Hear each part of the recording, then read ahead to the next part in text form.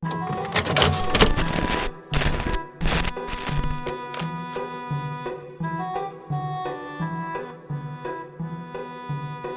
to the Crafty Mini, and in this one we're going to be looking at Moonstone and the 2-player starter set Dusk Till Dawn. So it's something I've got a hold of recently. It's a game that's been out for a few years now, but I got this starter set which won an award 2 years ago at the UK Games Expo as well, and I've absolutely fallen in love with this game. So we're going to go through the game, have a look at some of the bits that you get in the box and whatnot, and then we'll look at the miniatures later on. So the idea of the game is you collect these moonstones, and these are represented as a bunch of D4s that you get in the starter set, and you basically drop these onto the table, and then the number that shows up from 1 to 4 is how deep they're buried. So 4 takes a lot of actions to actually get it, and the idea is you want to grab the moonstone and get them off board, and whoever has the most moonstone is the winner at the end. The way it works is you have it's a skirmish game of about 3 to 6 models. From what I've seen in the rules, it's never any more than 6, which is really nice first of all. So keeps the cost down, keeps the amount, painting and everything, all the basing and all that. You've got a warband in 6 models, nice and easy. It does recommend that if you want to go for more than 2 to 3 players as well, you might want to keep the model count down a little bit. But it's very simple to play. It's an I go, you go system, and basically each character has on their cards energy, which is effectively how many actions they take in a turn. And then if you get hit more as well, you'll basically deplete that bar and lose action, so you'll be able to do less things a turn. But yeah, you go from there. Everything's on the card, which is really nice. There aren't any heavy stat blocks. You literally have your melee, range, and your movement, and arcane and special rules should the character need. Now, as I mentioned, everything's actually on the stat card itself, including any special rules, which I like. So it's always in front of you. You don't really have to go back to the rule book to keep messing around with things. Another nice little feature about the game as well, it's only ever played on a 3x3 table. Obviously you can do larger if you want, but again it keeps everything nice and small, a lot cheaper to run as well, so you haven't got to get as much terrain or anything like that, and it's a nice small area, and it's a lot of fun and easy to get into. The slight caveat to that, which we'll look at a bit more in depth later on, is the miniatures themselves. They're not as user friendly just because of the way they're manufactured, but I'll get into that a bit later. But basically, a skirmish game, you get the 2 little warbands and you're going at it trying to get these moonstones. It's a very sort of rock, paper, scissors sort of thing with the combat. So you have a bunch of cards that do certain moves that can negate other moves, and you're playing against each other. There's also the arcane decks, which are quite nice. And they're in 3 suits of 1s, 2s and 3s, and you get these jokers called catastrophes, which at any point any player can pick up because you're both using the same decks, and they do something ridiculous in game as well, which is always a good laugh. There's a bit of bluffing in there as well, which I quite like.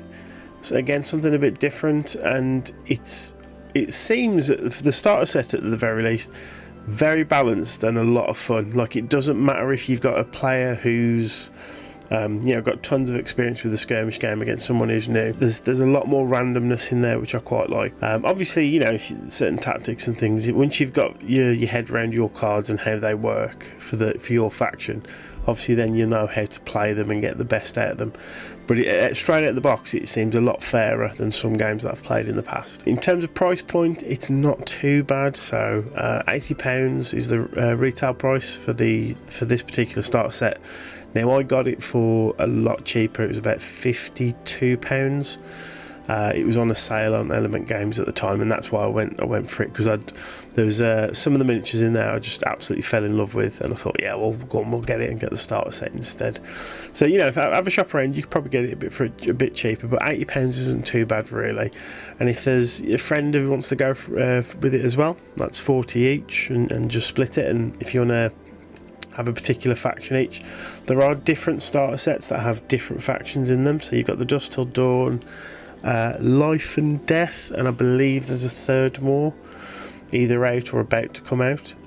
So have a look at them if and see what sort of factions you want to play as.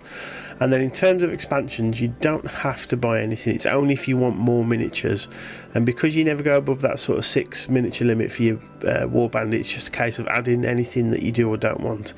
Now the expansions range roughly anywhere between, I've seen them for £20 to £30, and then you usually get either one big miniature like a troll or a giant, right the way up to, I've seen some that have got 5-6 miniatures in, like the rabbit summoner, which is a pretty cool one. I will say in terms of game mechanics, it's brilliant to play. It's complex in the right ways, but it's really quick to pick up, which I like. And I think just purely based on rules, it's one of the easiest gateway games out there, especially for new players into the miniature hobby.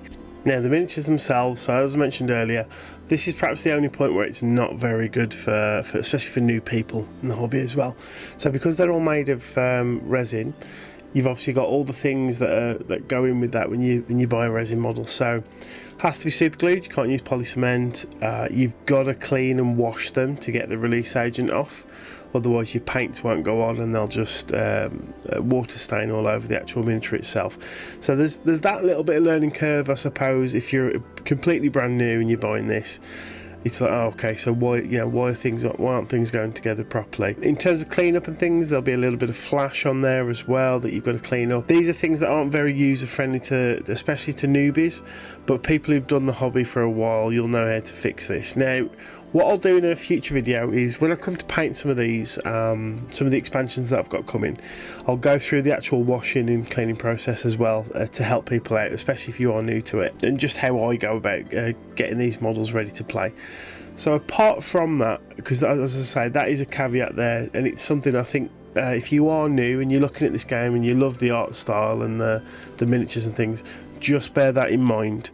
But overall, cracking little game, really easy to get into, very simple rules. Everything's on the cards, which again I like. All the rules are always in front of you, so you never have to keep running back to the book or anything like that. Just the caveat with the miniatures, as I mentioned earlier. So what we're going to do now, I've painted up the base set and had a lot of fun with these. Something of a style very different to what I normally do, especially for those who've been watching the channel for a while. It's completely different to what I normally paint, and it has been a breath of fresh air, and I've really enjoyed painting them. Had some fun with the basing and doing some cool things as well, which I'll show in a future video when we're actually do a full miniature from start to finish. I'll show you how I do the bases and all that sort of stuff. So we'll go through the factions now. So you have the goblins and the humans in each one, and there's just 4 of each miniature, and we'll show them off. So the goblins, now one miniature has a 40mm base, everything else in the box has a 30mm, and this does say on the card as well, so bear that in mind in case you do have different size bases. But you get the 4 of them, a lot of fun. I've gone quite high on the contrast compared to what I normally do, just because I want them bright and magical, and then I did some custom mushrooms and basing stuff, which I'll show in a future video when I paint up some other miniatures for this game. So we've got Doug the Flatulent on his trusty pug, and this is one of the miniatures that absolutely captured me, and absolute fun painting him. Beaky Bobby, so he's the healer of the goblins. Again, loads of cool little detail and things on here, and again, an absolute joy to paint. Next we've got Grub. So the story behind Grub, it's a goblin who was reading magical books and got partly transformed, but is extremely happy because of the amount of eyes that he now has. And then we have Vicious Sid, who's their frontline combat fighter. Very angry, but a good bit of fun. And now the human faction that you get in the starter set. So the 4 minis you see here, again, really easy to put together. There wasn't a lot of components, it was 2 or 3 pieces at most. Some of them just went together, like the friar, who we'll see in a bit, was just 2 pieces, a little bit of glue, done. But yeah, really nice. I love the over exaggerated features and things on these. And there's one mini in particular, and that was the reason I went for the box set, because I absolutely fell in love with the character on the actual and the detail on that miniature himself. So we've got Baron Von Fancy Hat, who has a fancy hat, of course. Sort of like your whimsical fop nobleman who hasn't got a clue about normal day-to-day life. Flintlock, who's the long-range rifleman in the human faction. I love the sort of steampunky gaswork of the kit there that's on the model. Friar Flavius, who basically he gets bribed with food and drink in order to bless people. And then this is the mini that I absolutely fell in love with, Eric the Squire. The detail and the character on this sculpt is hilarious, and I had so much fun painting him and just trying different things. And these minis are beautiful, and I've tried looking at them here all together. I've tried to go a lot more colourful than I normally do, and overall I'm really happy with them. They're a good fun and just a joy to paint from start to finish. And I'll definitely be doing some more Moonstone on the channel. I've got some more expansions coming at the moment, and I'm working on Sir Lord Hogwash, I believe it's called, who is basically this knight who rides a giant boar into battle.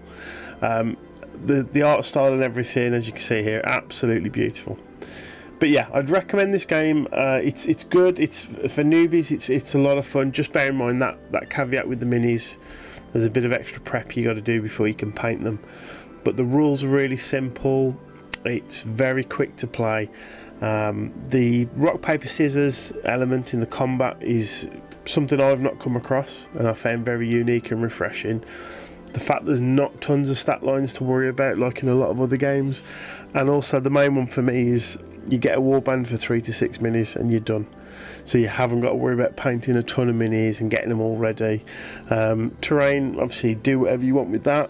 It's only a 3x3 table, and because the nature of the game isn't about necessarily killing each other's warband, but getting the Moonstones and getting them off table, makes for a very quick and fun gameplay to play. So yeah, I highly recommend this one, and you'll definitely see some more Moonstone on the channel as we go further on. But thank you very much for listening and watching, and we'll see you on the next one. Cheers.